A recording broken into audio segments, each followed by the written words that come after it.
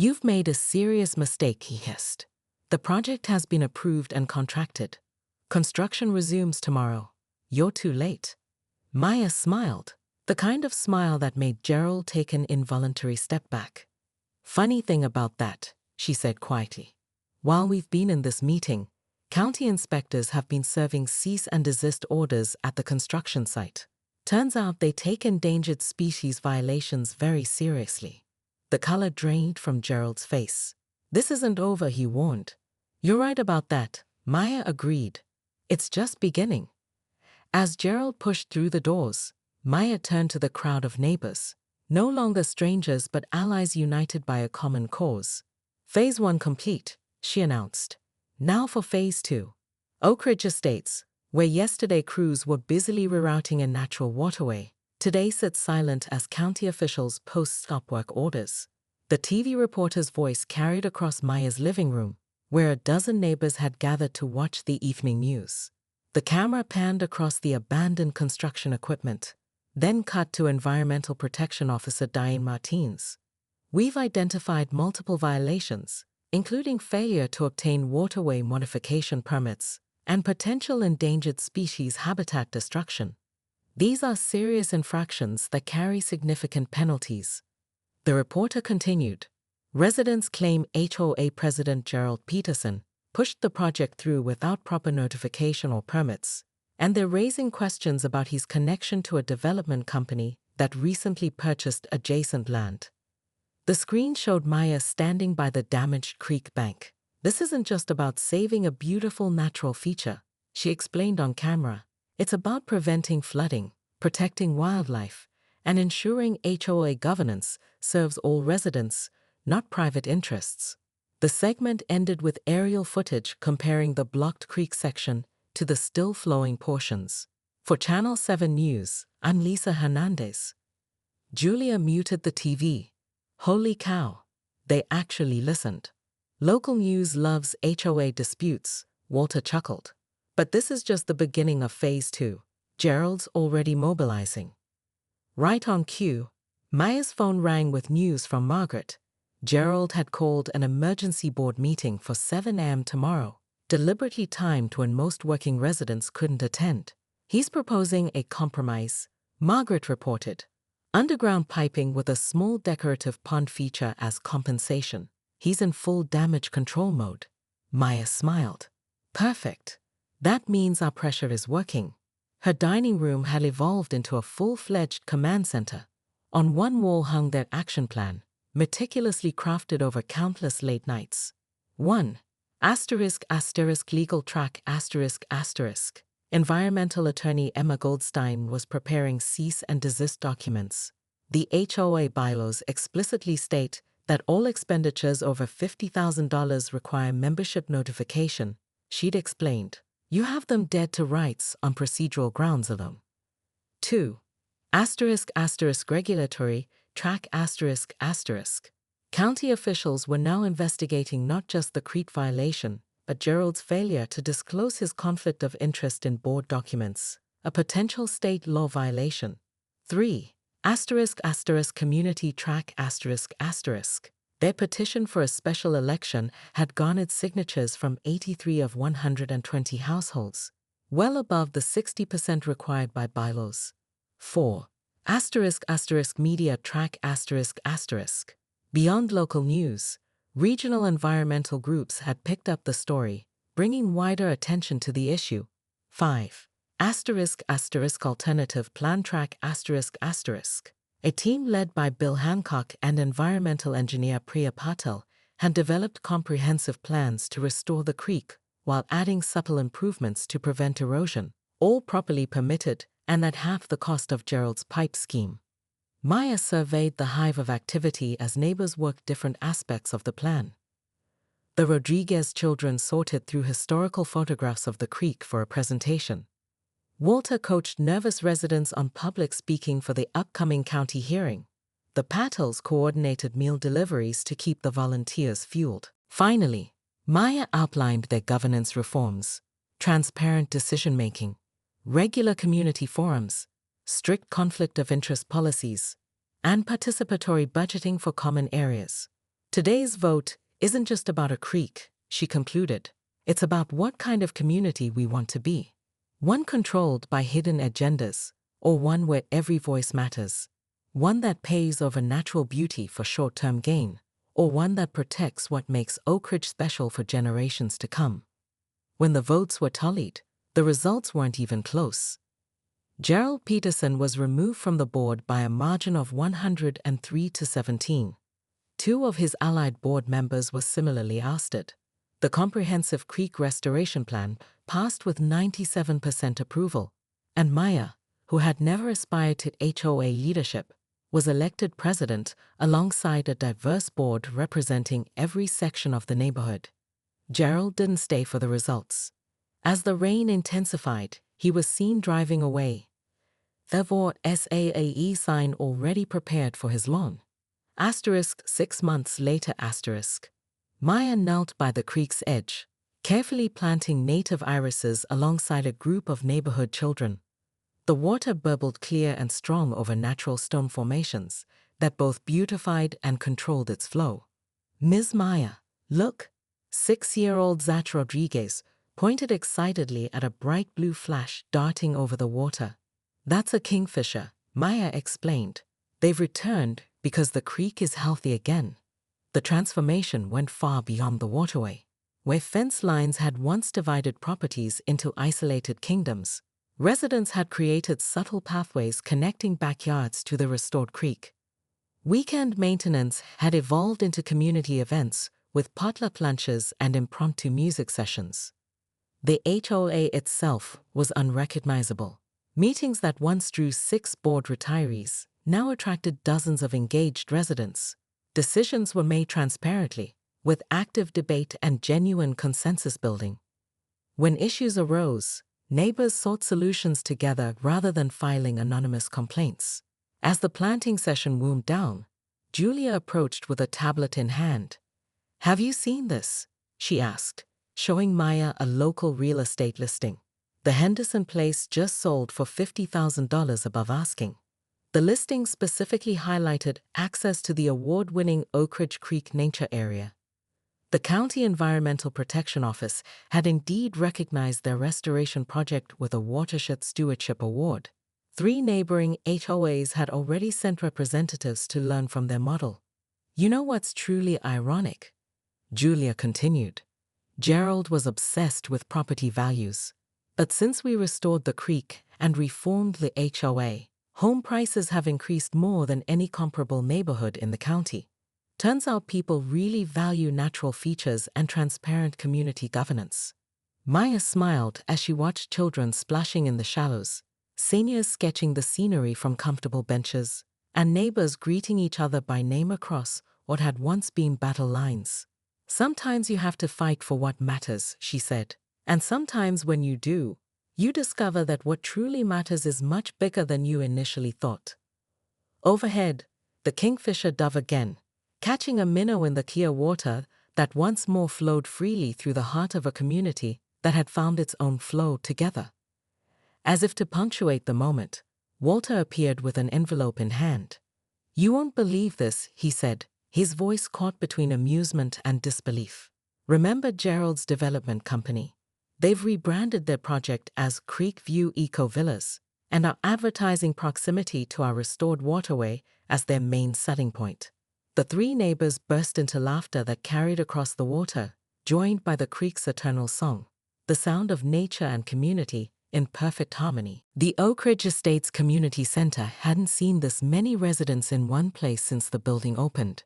Every chair was filled, people stood along the walls, and the tension in the air was thick enough to cut with a knife. Gerald Peterson's practiced smile faltered as he saw the crowd. For years, HOA meetings had drawn the same 6 retirees who rubber-stamped his every proposal. Tonight was different. Tonight was war. "Before we begin," Gerald announced, shuffling papers nervously, "I'd like to remind everyone that discussion of ongoing projects is limited to the new business portion of our agenda, which follows committee reports and—" "Point of order," Maya interrupted, standing. "I move to amend tonight's agenda to address the creek project as an emergency item requiring immediate attention." Gerald's face darkened. That's not how. According to Robert's Rules of Order, which our bylaws specify as our parliamentary authority, any member may move to amend the agenda before its adoption. Maya continued, holding up the HOA handbook. The motion requires a simple majority vote. She'd spent 3 nights studying parliamentary procedure while her neighbors gathered evidence. The room erupted in seconds to her motion. All in favor? Maya called out. A forest of hands shot up. The motion clearly carries, Walter Green announced from his seat. The agenda is amended. Gerald gripped the podium. This is highly irregular. So is destroying protected habitat without permits. Julia Rodriguez cut in, stepping forward with her laptop. She connected it to the projector as Gerald watched helplessly. The next 2 hours were a masterclass in community activism. One by one, neighbors presented damning evidence.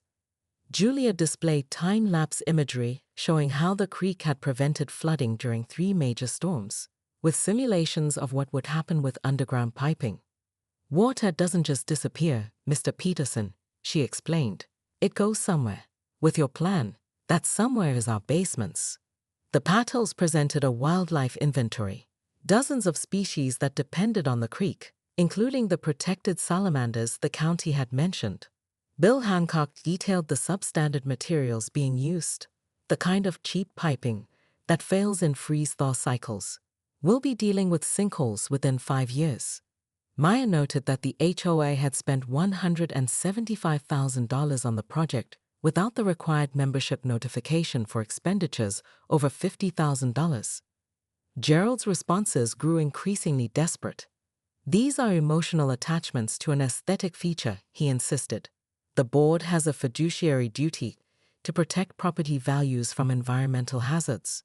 Is that why your development company bought land downstream right before this project began? Maya asked, projecting the property records and development plans for Creekside Vistas LLC on the screen. The room fell silent, then erupted.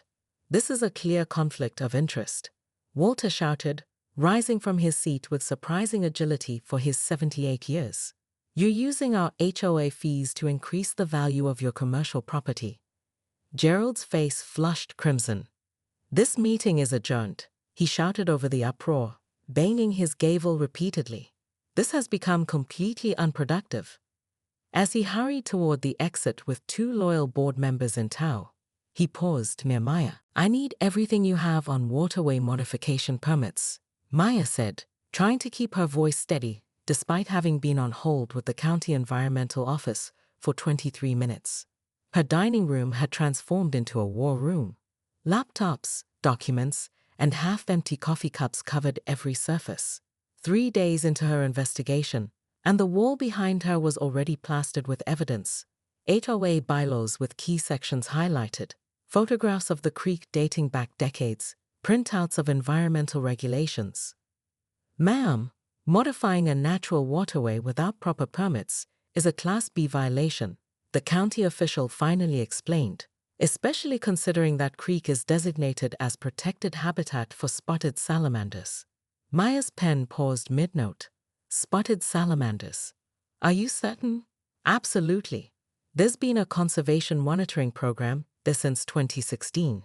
Didn't your HOA receive the annual notifications? Asterisk, that slippery bastard asterisk, Maya thought as she hung up. Gerald had deliberately buried information that would have prevented his project. The doorbell rang.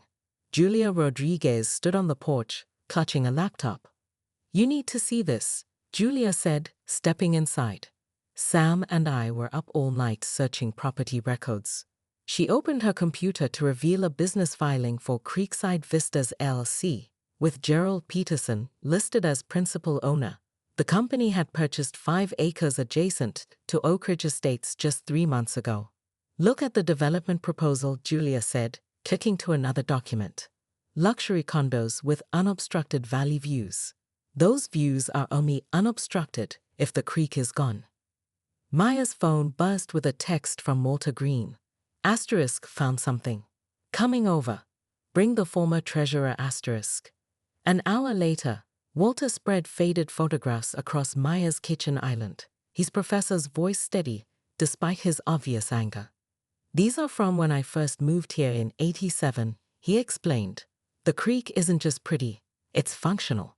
It was intentionally preserved by the original developers as natural flood control. See these retention areas?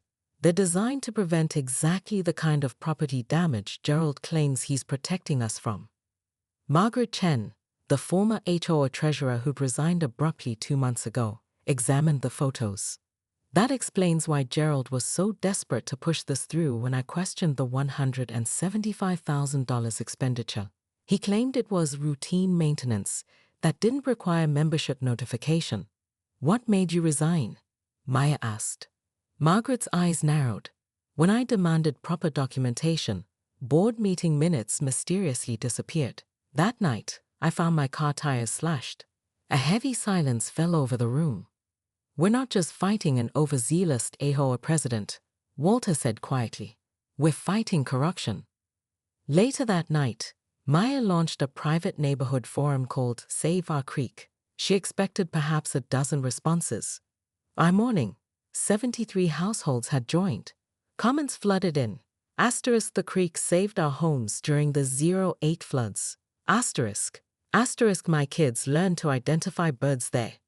Asterisk. Asterisk, "I specifically bought here because of the natural water feature." Asterisk. Photos appeared. Children splashing in summer, birds feeding in winter, decades of community connection to the waterway. Then came the bombshell. Retired contractor Bill Hancock posted, Asterisk, "Just checked with my buddies at the permitting office. The pipe system they're installing is the cheapest available, designed for temporary construction, not permanent waterway diversion. It'll fail within 5 years." Asterisk. Maya stared at her screen, watching the community's outrage build in real time. This wasn't just about saving a creek anymore. It was about saving their homes, their investments, their neighborhood from a man who had betrayed their trust for personal gain. "They start laying pipe tomorrow," she posted to the group, her fingers flying across the keyboard. "Emergency meeting tonight at my house. Bring everything you've got. It's time to fight back." Within minutes, 40 neighbors had confirmed attendance. "You know he's going to fight dirty," Julia warned, showing Maya a text from another neighbor. "He's already spreading rumors that our plan will decrease property values." "Let him," Maya replied. "We've got something he doesn't." "What's that?" "The truth." Maya pointed to a newly arrived document, a formal notice from the state HOA Oversight Committee. Julia read it aloud. "Based on evidence of bylaw violations and procedural irregularities, the committee hereby mandates that Oak Ridge Estates Homeowners Association cease all creek modifications and hold a special election within 30 days. Failure to comply may result in state-appointed receivership." The room erupted in cheers. Walter popped open a bottle of champagne someone had brought. "A toast," he called out, passing around plastic cups. "To Maya, who showed us all that one person really can make a difference." Maya shook her head as she accepted a cup. "No, to us, because one person can start a movement, but it takes a community to win." As they celebrated this victory, Maya's phone chimed with a text. It was from Ellie Chen. "Gerald just stormed out of his house with a suitcase. Something's happening." Maya looked around at her neighbors, no longer just people who shared property lines, but allies bound by purpose. "Gear up, everyone," she announced. "The final battle is coming, and it's going to be fiercer than anything we've faced yet." Rain pounded against the community center windows on election day, which seemed fitting. The creek that started it all was rising, surging with renewed vigor after county officials had removed the temporary dams Gerald's crews had installed. Inside, the usually cavernous room was packed to capacity. Elderly residents who hadn't attended a community function in years sat alongside young families. People who had previously only exchanged cursory nods, while collecting mail stood in clusters, engaged in animated conversation. At the front of the room, Gerald Peterson made his final stand. "What you're seeing is reactionary environmentalism threatening your property values," he insisted, his usual polish cracking under pressure. "One major storm, and that uncontrolled creek will cause catastrophic damage. My plan protects your investments. He gestured to glossy renderings of what he called Oak Ridge Creek Gardens, a heavily engineered landscape with most of the waterway tucked safely underground, surfacing only as a decorative pond surrounded by non-native ornamental plants. Furthermore, Gerald continued, his voice rising, Ms. Johnston and her supporters have no experience in property management or development. Their amateur approach puts your home values at risk. Maya took a deep breath as she approached the podium for their side's presentation. The room fell silent. 3 weeks ago, most of us barely knew each other's names, she began. Today, we're a community united by more than just property lines. She didn't use PowerPoint or glossy renderings. Instead, she invited various neighbors to share parts of their vision. Julia Rodriguez, a civil engineer, explained their alternative water management approach. By restoring natural flow patterns and reinforcing key areas with environmentally appropriate materials, we actually improve flood protection while preserving the ecosystem. Bill Hancock detailed the cost savings. Our plan comes in at $78,000, less than half of Gerald's proposal, with maintenance costs reduced by 70% annually. 12-year-old Maya Patel spoke about the wildlife that depended on the creek. Last year, my science project counted 27 different species living in or visiting our creek. When part of it was blocked, 19 of those species disappeared. Walter Green presented historical data showing how properly maintained natural waterways had increased property values in 3 comparable neighborhoods. Ellie Chen described their vision for a community natural area with native plants and educational signage, a place where our children can learn about ecology firsthand. The first thing Maya Johnston noticed when she turned onto Willow Lane wasn't the golden autumn leaves or the crisp October air. It was the deafening sound of excavators tearing into earth. Her stomach dropped as she pulled into her driveway, luggage still in her trunk from the business trip she'd just returned from. "What the hell?" she whispered, abandoning her car and sprinting toward her backyard. The sight stopped her cold. Where her beloved creek had flowed for 5 years, the very reason she'd stretched her budget to buy this house, now stood a maze of orange construction fencing, mud-caked machinery, and workers in hard hats. The delicate ecosystem that had drawn herons, frogs, and countless neighborhood children was being systematically obliterated. "Hey, you can't be here, ma'am," called a worker, but Maya was already storming toward a man in a tailored suit standing at the edge of the destruction, clipboard in hand. "Gerald Peterson," she said, recognizing the recently elected HOA president. "What have you done to my creek?" Gerald turned, his expression shifting from surprise to practiced condescension. "Ah, Ms. Johnston. Welcome back. This isn't your creek. It's community property according to Section 5.3 of the.